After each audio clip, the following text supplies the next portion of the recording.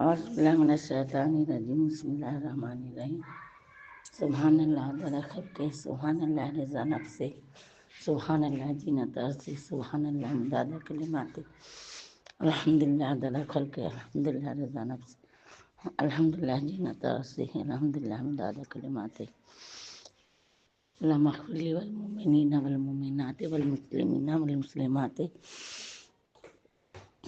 اللہم بارک لی فی الموت فی بعد الموت الحمدللہ حمدا کثیرا طیبا مبارکا فیہ رب زدنی علما رب زدنی علما رب زدنی علما رب اشرح لی صدری ویسر لی امری واحلل عقدۃ من لسانی یفقہوا قولی واجعلنی وزیرا من اہلی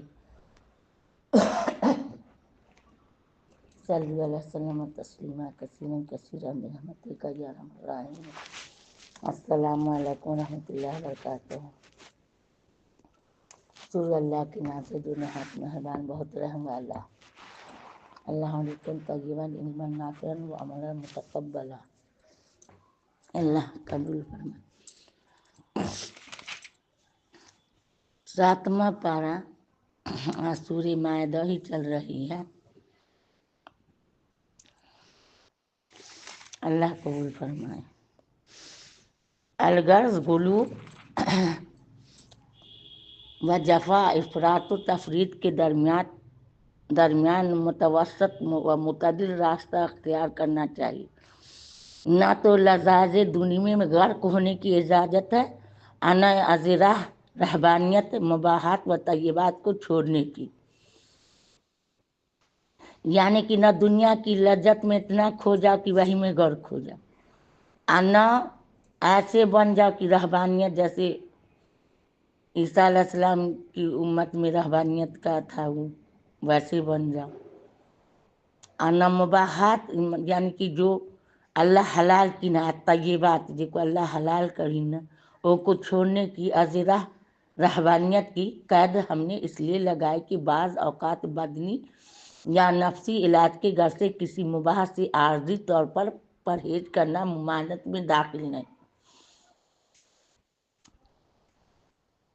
نیز مسلمان تقوی کے مامور ہے، جس کے معنی میں خدا سے ڈر کر ممنوعات سے اجتناب کرنا۔ تجربہ سے معلوم ہے کہ بعض مباحات کا استعمال بعض اوقات کسی حرام یا ممنوع کے ارتکاب کی طرف مصفی ہو جاتا ہے، جیسے مباحات کو عدم قسم یا تقرب کے طور پر نہیں بلکہ طریق احتیاط۔ اگر کوئی شخص وقت یا وجود اعتقاد اباحت ترک کر دی تو یہ رہبانیت نہیں۔ جیسے بہت سے بزرگ گزرے ہیں جو اپنا ٹائم کہیں کہ کتنے ٹائم میں کھانا ہم کھائیں اور کتنے چیز ٹائم میں دوسری غذا استعمال کروں تو میرے ٹائم کی بچت ہوا، جس سے اللہ کا ذکر زیادہ دیر تک ہم کر سکتے۔ ایک بزرگ کے بارے میں ہے کہ وہ ستو ہی کھائیں پوری زندگی، کہ ستو کو پانی یا نمک میں گھول لیتے تھے، ان میں ٹائم کیا بچت ہوتا تھا اللہ کا ذکر کے لیے۔ تو یہی لیے یہاں پہ آیا کہ ایک خدا سے ڈر کر ممنوعات سے اجتناب کرنا۔ تجربہ سے معلوم ہے کہ بعض مباحات جائز چیز کا یعنی کہ استعمال بعض اوقات کسی حرام یا ممنوع کے ارتکاب کی طرف مفضی ہو جاتا ہے۔ ایسے مباحات کو عہد قسم و تقرب کے طور پر نہیں بلکہ بطریق احتیاط۔ اگر کوئی شخص کسی وقت باوجود اعتقاد اباحت ترک کر دے تو یہ رہبانیت ہے بلکہ ورع و تقوی میں شامل ہے۔ حدیث میں ہے الحاصل ترک اعتداء اور اختیار تقوی کی قید کو ملحوظ رکھ کر ہر قسم کے طیبات سے مومن مستفید ہو سکتا ہے اور زندگی کے ہر شعبہ میں ترقیات کے دروازے کھلے ہوئے ہیں، یعنی ان پر دنیا میں کفارہ نہیں، جیسا کہ یمین منقدہ میں واجب ہے۔ لغو بےہودہ قسم کی تفسیر پارہ سیکول کے آخر میں گزر چکی، چونکہ اوپر تحریم طیبات کا ذکر تھا۔ تحریم کی ایک قسم یمین بھی ہے، اس لیے یمین کے احکام بیان کیے جاتے ہیں۔ مطلب کہ جو چیز लौआ बेहुदा थी, वो की तफसीर सैकुल में गुजर चुकी है, यही के बारे में।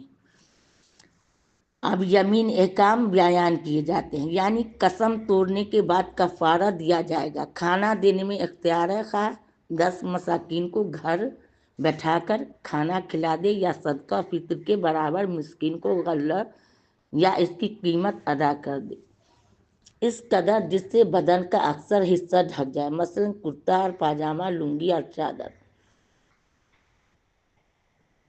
यानी एक बर्दा आज़ाद करना, इसमें मोमिन होना शर्त नहीं। यानी मुतवातर रोजे 3 दिन के रखे, मैसर न होने से मुराद ये है कि साहिब निसाब न हो।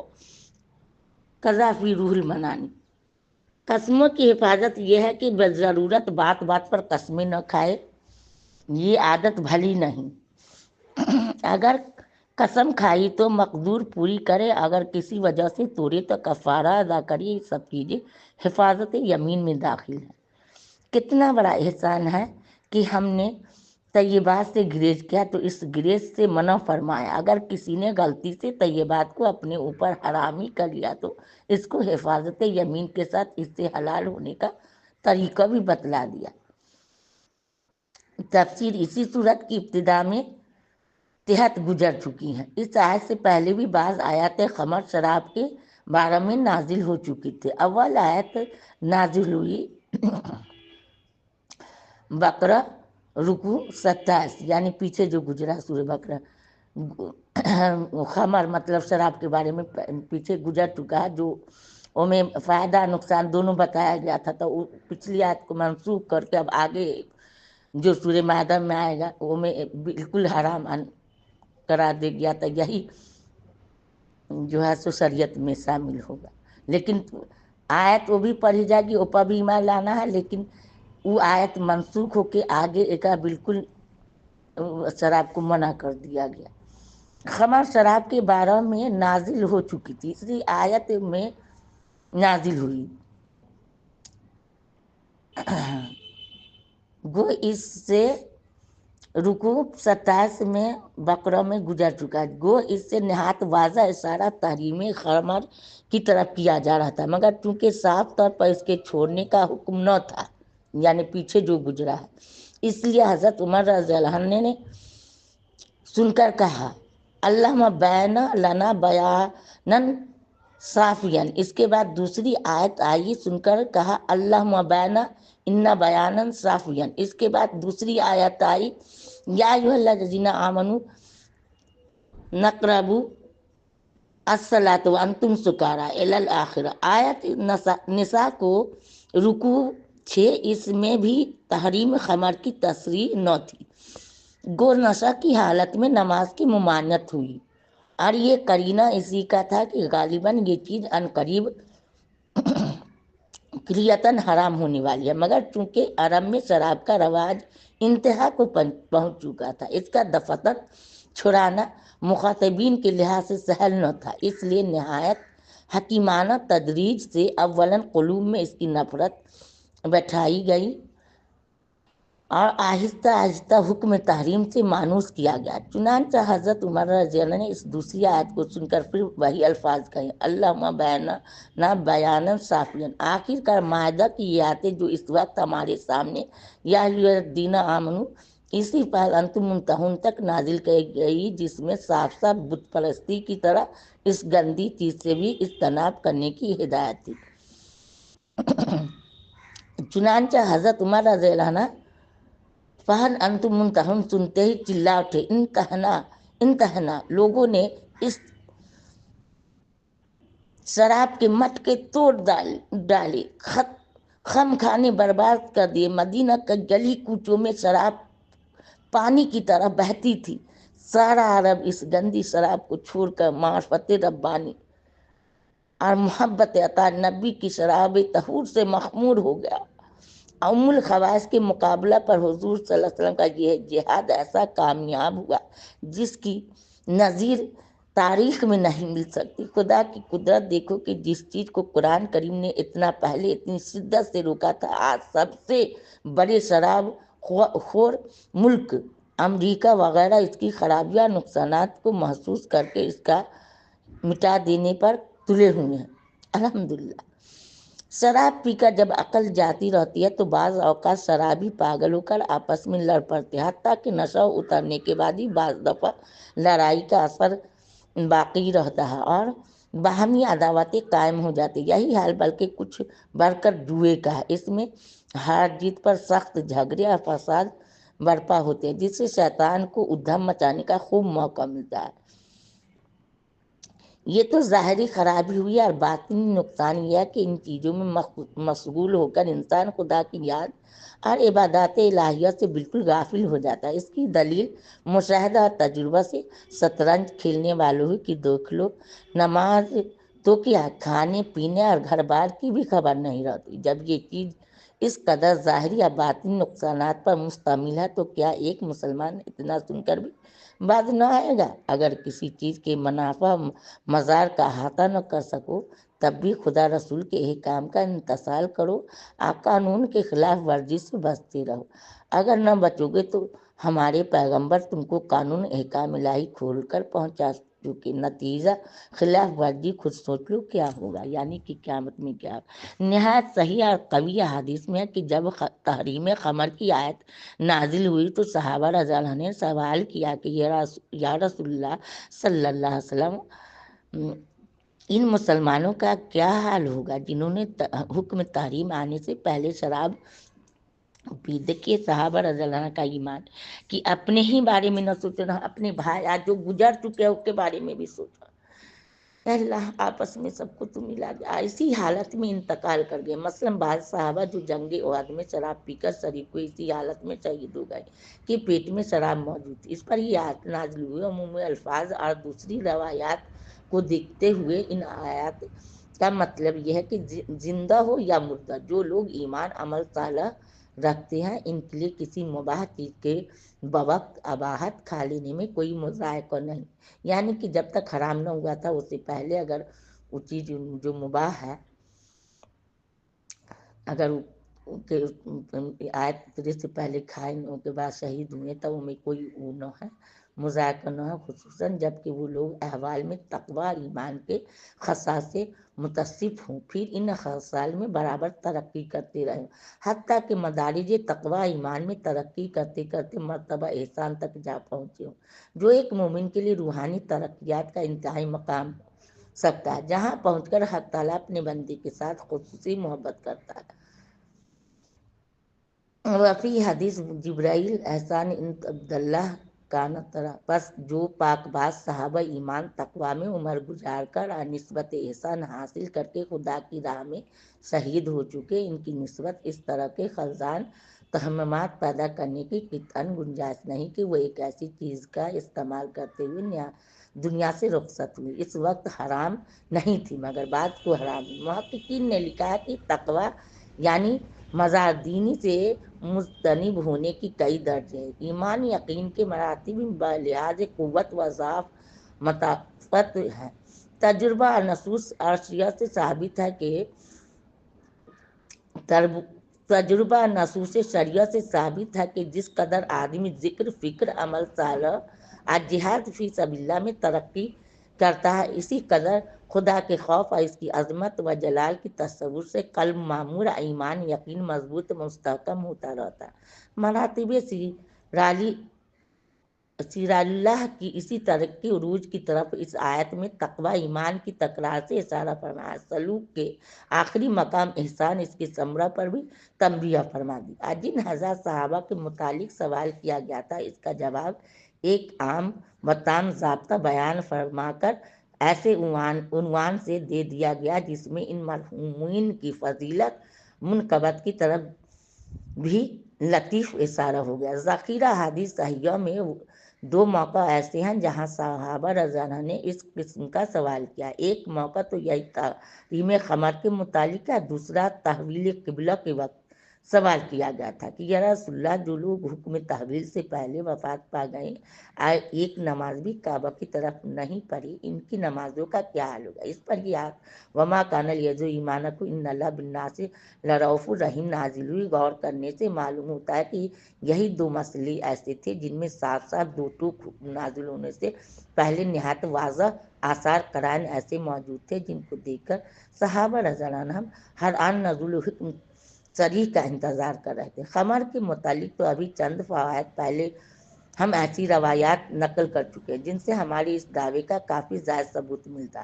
اب تحویل قبلہ کے باب میں قرآن کریم کی آیت قد نرا تقلب وجہک فی السماء فلنولینک قبلۃ ترضاھا، جو سیکول کے شروع میں گزری، خبر دے رہی ہے کہ نبی کریم صلی اللہ علیہ وسلم ہر وقت منتظر تھے کہ کب تحویل قبلہ کا حکم نازل ہوتا ہے۔ آج ظاہر ہے کہ ایسے واضح حالات صحابہ پر مخفی نہیں رہ سکتے تھے، اس لیے تحویل قبلہ کا حکم جب ایک آدمی نے کسی محلہ کی مسجد میں جا کر سنایا تو سارے نمازی محض خبر واحد کو سن کر بیت المقدس سے کعبہ کی طرف پھر گئے۔ حالانکہ بیت المقدس کا استقبال قطعی طور پر انہیں معلوم تھا، خبر واحد ضنی قطعی کے لیے ناسخ نہ ہو سکتی تھی، اس لیے علماء اصول نے تصریح کیا کہ یہ خبر واحد محفوظ بالقرائن ہونے کی وجہ سے قطعی سمجھی گئی۔ پس جو قرائن آثار حتمی طور پر خبر دے رہے تھے، تحریم خمر یا تحویل قبلہ کا حکم امروز و فردہ میں پہنچنے والا ہے۔ گویا وہ ایک طرح سے صحابہ کو نزول حکم سے پہلے مرضی الہی پر فی الجملہ مطلق کر رہے تھے۔ اس لیے اس دو مسئلوں میں نزول حکم سے قبل کی حالت کے متعلق سوال کرنا محل استبد نہیں ہو سکتا، خصوصاً خمر کی نسبت جس کی ممانعت کی نہایت واضح اشارات وغیرہ میں موجود تھے۔ واللہ سبحانہ وتعالی علم۔ پہلے رکن میں تحریم طیبات استدعا سے منع فرما کر بعض چیزوں سے اجتناب کا حکم دیا تھا جو دائمی طور پر حرام ہے۔ اس رکن میں بعض ایسی اشیاء کے ارتکاب سے منع کیا گیا ہے جن کی حرمت دائمی نہیں بلکہ بعض احوال اوضاع سے مخصوص ہے، یعنی بحالات احرام شکار کرنا۔ مطلب یہ ہے کہ خدا کی طرف سے مطیع و فرما بردار بندوں کا یہ امتحان کہ وہ حالت احرام میں جبکہ شکار ان کے سامنے ہو، اب بسہولت اس کے مارنے یا پکڑنے پر بھی قادر ہو۔ کون ہے جو بن دیکھے خدا سے ڈر کر اس حکم کا امتثال کرتا اور اعتدا احکام خداوندی سے تجاوز کرنے کی خدائی سزا سے خوف کھاتا ہے؟ اصحاب سبت کا قصہ سورہ بقرہ میں گزر چکا کہ ان کو حق تعالیٰ نے خاص سنبت کے دن، یعنی کہ یہودی کے بارے میں خاص سنبت کے دن مچھلی کے شکار کی ممانعت فرمائی تھی، مگر انہوں نے مکاری اور ہیلہ بازی سے اس حکم کی مخالفت کی، حد سے تجاوز کر گیا، خدا نے ان پر نہایت رسوا کن عذاب نازل فرمایا۔ اسی طرح تعالیٰ نے امت محمدیہ کا تھوڑا سا امتحان اس مسئلہ میں لیا کہ حالت احرام میں شکار نہ کرے۔ ہدیہ کے موقع پر جب یہ حکم بھیجا گیا تو شکار اس قدر کثیر اور قریب تھا کہ ہاتھوں اور نیزوں سے مار سکتے تھے، مگر اصحاب رسول صلی اللہ علیہ وسلم نے ثابت قدم کر دکھایا کہ خدا کے امتحان میں ان کے برابر دنیا کی کوئی قوم کامیاب نہیں ہو سکتی۔ یعلم اللہ کے لفظ سے جو حد سے علم باری کا وہم گزرتا ہے، اس کے ازالہ کے لیے پارہ سیکول کے شروع کا فائدہ ملاحظہ کرو۔ اس کے متعلق بعض احکام سورہ مائدہ کے شروع میں گزر چکے۔ جان کر مارنے کا یہ مطلب ہے کہ اپنا محرم ہونا، یا یاد ہوا یہ بھی کہ مستحضر ہو کر حالت احرام میں شکار جائز نہیں۔ یہاں صرف متعبد کا حکم بیان فرمایا کہ اس کے فعل کی جزا یہ ہے، خدا جو انتقام لے گا وہ الگ رہا، جیسا کہ تنبیہ فرمایا اگر بھول کر شکار کیا تو جزا تو یہی رہے گی، یعنی ہدی یا طعام یا سیام، البتہ خدا ان سے انتقامی سزا اٹھا لے گا۔ حنفیہ کے یہاں مسئلہ یہ ہے کہ اگر احرام میں شکار پکڑا تو فرض ہے کہ چھوڑ دے، اگر مار دیا تو دو صاحب بصیرت اور تجربہ کار معتبر آدمیوں سے اس جانور کی قیمت لگوائی، اس قدر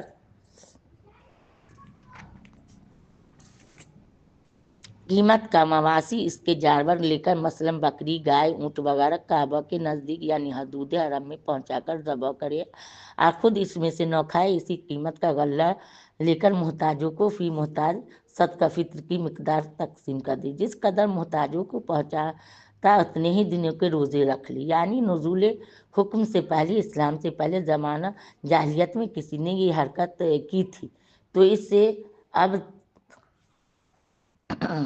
خدا تعرض نہیں کرتا۔ حالانکہ اسلام سے پہلے بھی عرب حالت احرام میں شکار کو نہایت برا جانتے تھے، اس لیے اس پر مواخذہ ہونا بیجا نہ تھا کہ جو چیز تمہارے ذام کے موافق جرائم میں داخل تھی اس کا ارتکاب کیوں کیا گیا؟ یعنی نہ کوئی مجرم اس کے قبضہ قدرت سے نکل کر بھاگ سکتا، یعنی اللہ سے، اور بمقتضائے عدل حکمت جو جرائم سزا دینے کے قابل ہے، نہ خدا ان سے درگزر کرنے والا ہے۔ حضرت شاہ صاحب لکھتے ہیں کہ احرام میں دریا کا شکار یعنی مچھلی حلال ہے، اور دریا کا کھانا یعنی جو مچھلی پانی سے جدا ہو کر مر گئی اس نے نہیں پکڑی وہ بھی حلال ہے۔ فرمایا تمہارے فائدہ کو رخصت دی، پھر کوئی نہ سمجھے کہ حج کے طفیل سے حلال ہے۔ فرمایا کہ اور سب مسافروں کے فائدہ کو مچھلی اگرچہ تالاب میں ہو وہ بھی شکار دریا ہے۔ یہ حکم شکار کا معلوم ہوا احرام کے اندر اور احرام میں قصد مکہ کا شہر مکہ اور گرد و پیش میں ہمیشہ کا شکار مارنا حرام، بلکہ شکار کو ڈرانا بھگانا بھی۔ کعبہ شریف دینی اور دنیاوی دونوں حیثیت سے لوگوں کے قیام کا باعث۔ حج عمرہ تو وہ عبادات ہیں جن کا ادا کرنا براہ راست کعبہ ہی سے متعلق ہے، لیکن نماز کے لیے بھی استقبال قبلہ شرط ہے۔ اسی طرح کعبہ لوگوں کی دینی عبادات کے قیام کا سبب ہو گیا۔ آج پھر حج وغیرہ کے موقع پر تمام بلاد اسلامیہ سے لاکھوں مسلمان جب وہاں جمع ہوتے ہیں تو بے شمار تجارتی، سیاسی، اخلاقی، مذہبی یا روحانی فوائد حاصل کر سکتے ہیں۔ خدا نے اس جگہ کو حرم امن بنایا، اس لیے انسان بلکہ جانوروں تک کو وہاں رہ کر امن نصیب ہوتا ہے۔ عہد جاہلیت میں جبکہ ظلم و خون ریزی یا فتنہ فساد محض معمولی بات تھی، ایک آدمی اپنے باپ کے قاتل سے بھی حرم شریف میں تعرض نہ کر سکتا تھا۔ مادی حیثیت سے انسان یہ دیکھ کر حیرت زدہ رہ جاتا ہے کہ اس وادی غیر ذی زرع میں اتنی افراد سے سامان خرد و نوش اور نفیس قسم کے پھل اور میوے کہاں سے کھینچے چلے جاتے ہیں۔ یہ سب حسیات قیام الناس میں معتبر ہو سکتی ہیں۔ اور سب سے بڑی بات یہ ہے کہ علم الہی میں پہلے سے مقدر ہو چکا تھا کہ نوع انسان کے لیے جگہ سے عالمگیر اور ابدی ہدایت کا چشمہ پھوٹنے کا، اور مسئلہ ہے اعظم سیدنا کائنات صلی اللہ علیہ وسلم محمد رسول اللہ صلی اللہ علیہ وسلم مولد مسکن مبارک بننے کا شرف بھی ساری جہان میں اسی خاک پاک کو حاصل ہوا۔ اس سب وجہ سے کعبہ کو قیام الناس کہہ سکتے ہیں، کیونکہ کعبہ تمام روئے زمین کے انسانوں کے حق میں اصلاح، اخلاق، تکمیل، روحانیت، علم، ہدایت کا مرکز نقطہ ہے، اور کسی چیز کا قیام اپنے مرکز کے بدون نہیں ہو سکتا۔ اس کے علاوہ محققین کے نزدیک قیام الناس کا مطلب یہ ہے کہ کعبہ شریف کا مبارک وجود کل عالم کے قیام اور بقا کا باعث ہے۔ دنیا کی آبادی اس وقت تک ہے جب تک خانہ کعبہ اس کا احترام کرنے والی مخلوق موجود ہے۔ جس وقت خدا کا ارادہ یہ ہوگا کہ کارخانہ عالم کو ختم کیا جائے تو سب کاموں سے پہلے اسی مبارک مکان کو جسے بیت اللہ شریف کہتے ہیں اٹھا لیا جائے گا، جیسا کہ بنانے کے وقت بھی زمین پر سب سے پہلا مکان یہی بنایا گیا تھا۔ بخاری کی حدیث میں ہے کہ ایک سیاہ فام حبشی جسے ذو سکتین کے لقب سے ذکر فرمایا ہے، عمارت کعبہ کا ایک پتھر اکھیڑ کر ڈال دے گا۔ جب تک خدا اس دنیا کا نظام قائم رکھنا منظور ہے، کوئی طاقتور سے طاقتور قوم جس کا مقصد کعبہ کو مدھم کرنا ہو اپنے اس ناپاک ارادہ میں کامیاب نہیں ہو سکتی۔ اصحاب فیل کا قصہ تو ہر شخص نے سنا ہے، لیکن ان کے بعد بھی ہر زمانہ میں کتنی قوموں اور شخصوں نے ایسے منصوبے باندھتے رہتے ہیں۔ یہ محض خدائی حفاظت اور اسلام کی صداقت کا عظیم الشان نشان ہے کہ باوجود سامان اسباب ظاہرہ کے فقدان کے آج تک کوئی شخص اس ابلیسانہ مقصد میں کامیاب نہ ہو سکا اور نہ ہو سکے گا انشاءاللہ۔ جب عمارت کعبہ کے گرا دینے میں قدرت کی طرف سے مزاحمت نہ رہے گی تو سمجھ لو کہ عالم کی ویرانی کا حکم آ پہنچا۔ دنیا کی حکومتیں اپنے دارالسلطنت تحفظ رسائی کی حفاظت کے لاکھوں سپاہی کٹوا دیتی ہیں، لیکن اگر کبھی خود ہی قصر شاہی کو کسی مصلحت سے تبدیل یا ترمیم کرنا چاہے تو معمولی مزدوروں سے اس کے گرا دینے کے کام لیا جاتا ہے۔ شاید اس لیے امام بخاری رحمۃ اللہ نے ذو السوقیتین کی حدیث درج کر کے کامل الناس کے اسی مطلب کی طرف اشارہ کیا ہے جو ہم نقل کر چکے ہیں۔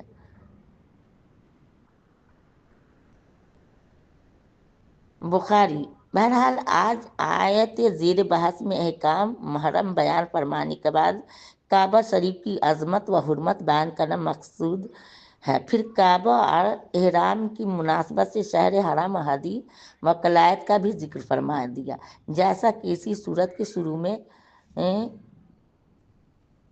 ملحق فرمایا تھا۔ واللہ علم، یعنی کعبہ وغیرہ کے کامل الناس بنانے میں جن مسائل دینی دنیوی کی رعایت فرمائی، بظاہر بالکل خلاف قیاس جو عظیم الشان پیشن گوئی کی گئی ہے، اس کی دلیل ہے کہ آسمان زمین کی کوئی چیز حق تعالیٰ کے غیر محدود علم کے احاطہ سے باہر نہیں ہو سکتی۔ یعنی جو احکام حالت احرام، احترام، کعبہ وغیرہ کے متعلق دیے گئے، اگر ان کی عملاً خلاف ورزی کرو گے تو سمجھ لو کہ خدا کا عذاب بہت سخت ہے، بھول چوک سے کچھ تقصیر ہو جائے پھر کفار وغیرہ سے اس کی تلافی کر لو، بے شک وہ بڑا بخشنے والا مہربان بھی ہے۔ پیغمبر علیہ الصلوۃ والسلام صلی اللہ علیہ وسلم نے خدا کا قانون اوپر پیام پہنچا کر اپنا فرض ادا کر دیا، خدا کی حجت بندوں پر تمام ہو چکی۔ اب ظاہر باطن میں جیسا عمل کرو گے وہ سب خدا کے سامنے، حساب و جزا کے وقت ذرہ ذرہ تمہارے سامنے رکھ دیا جائے گا۔ اللہ تمہارا مغفر والمؤمنین والمؤمنات والمسلمین والمسلمات رب ارحمہما کما ربیانی صغیرا، رب ارحمہما کما ربیانی صغیرا۔